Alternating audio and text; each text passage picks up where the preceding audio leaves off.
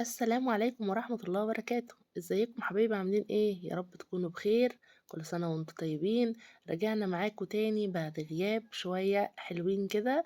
ان شاء الله ما نغيبش تاني ونستمر مع بعض ونعمل فيديوهات جديدة مع بعض.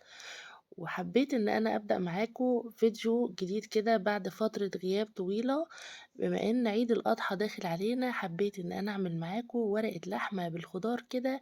ان شاء الله تحبوها بطريقتي وتجربوها بنفس الطريقة اللي أنا عملتها بيها، وإن شاء الله تطلع معاكم جميلة وتستاهل فعلا إن احنا نجربها بالطريقة دي. بجد هتطلع معاكي اللحمة زي ما انت شايفاها كده، طعمها خطير، وكمان التتبيلة والطريقة اللي أنا عملت بيها اللحمة هتعجبك قوي قوي قوي. ما تنسيش لو عجبك الفيديو تعملي لي لايك وكومنت حلو كده منك، وكمان تعملي شير كتير علشان الفيديو يوصل لناس كتير ونستفاد منه. هنا المكونات بتاعتي كان معايا كيلو من اللحمة كده، طعية من الموزة بتكون ملبسة كده ما بين الحمرة والبيضة، وكمان معايا خضار مشكل، بطاطس وطماطم وبصل وجزر. اي خضار عندك في التلاجة حابة تحطيه في الوصفة دي مش هيقولك لا. وكمان فصين توم حلوين انا ضفتهم علشان هما مش باينين معايا في التصوير. والبهارات بتاعتي فلفل، كمون، كزبرة، وكمان بهارات من اللحمة بجيبها كده من عند العطار، والملح بتاعي. معايا هنا بقى في طاسة على النار حتة زبدة حلوة كده، وهبدأ ان انا احط عليها اللحمة واديها صدمة حلوة كده قوي، والنار تبقى معايا عالية علشان اللحمة يعني ما تنزلش المية بتاعتها، وكمان تاخد الصدمة وتاخد لون حلو قوي كده. وكمان الزبدة بتخلي اللحمة معايا طرية وجوسي كده، وكمان ما تاخدش معايا سوا كتير في قلب الطاجن او الورقة بتاعتي. تمام اهو. بدأت ان هي بعد ما خدت لون كده كويس يعني بقلبها كده معاكم على الوش ده شوية وعلى الجنب ده شوية. تمام، زي ما انت شايفة كده، حاجة ما شاء الله جميلة. وهبدأ احط معاكم البهارات بقى، شوية من الفلفل الاسود كده، وكمان هحط البهارات صحيحة اللي هي ورق اللوري، وكمان مستكة كده بتخلي ريحة اللحمة او طعم اللحمة في حتة تانية قوي. كمان هحط معاكم حبهان، وكمان هحط معاكم بهارات بجيبها من عند العطار كده بتاع اللحمة بتخلي ريحة اللحمة جميلة جدا. على ما تاخد الصدمة كده هتبل معاكم الخضار بتاعي.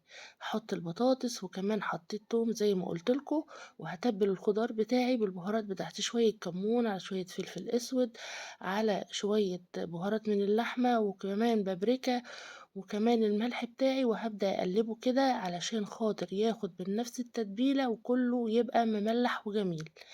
أصلا وأنا بعمل الخضار ده طالع ريحة كده جميلة من التتبيلة بتاع البهارات دي، حاجة كده ما شاء الله تحفة. كده قلبت الخضار كله، وهبدأ ان انا اجهز الطاجن بتاعي علشان ندخله الفرن. هحط كده ورق من الفويل اللي هو الألمونيوم، وكمان هحط فوقيه ورقة زبدة. تمام، في الطاجن بتاعي، او ممكن تستخدمي صينية عادي اللي عندك، مفيش حاجة هتعطلك. اهو فرشت كده الورق الصينية بتاعتي بالورق الزبدة وورق الفويل، وهبدأ احط طبقة من الخضار اللي معايا كده، وبعدين هرص عليه اللحمة اللي بتاعتي بعد ما خدت الصدمة وبقت جميلة جدا. شايفين لون اللحمة بعد ما خدت الصدمة؟ حاجة كده ما شاء الله. حطيت حبة من الخضار، وكمان هحط عليه اللحمة اهو، ما شاء الله حاجة كده جميلة جدا. بصراحة الريحة بتاع اللحمة كانت تحفة جدا، وكانت يعني بصراحة عايزة تتاكل وهي كده من قبل ما تدخل الفرن. حطيت باقي الخضار معايا، وتعالوا نعمل بقى الصوص اللي هنحطه عليه. معايا كده يعني كوبين كده من الطماطم المخلوطة، احط عليها معلقة من اللي هو الصلصة، واحط عليها البهارات اللي باقية معايا. باقي البهارات اللي كانت معايا كلها احطها على الصوص ده، وهحطها بقى على اللحمة كده، هقلبها كلها في قلب الخضار وقلب اللحمة. تمام. لو وصلت لحد هنا في الفيديو ما تنسيش تعملي لايك وكومنت جميل، وتقولي لي رأيك في الفيديو. هبدأ اقفل بقى الطاجن بتاعي او الورقة بتاعتي كده من كل الجوانب، ومش هخلي فيها حتة مفتوحة. وكمان هقفل الطاجن برضو من فوق كده بورق الفويل أهو. وكمان كده قفّلتها، وهنا باقول لِك بقى إن أنا هادخّلها الفرن هتقعد ساعتين بالضبط وهتطلع معاكم زي ما هتشوفوا دلوقتي.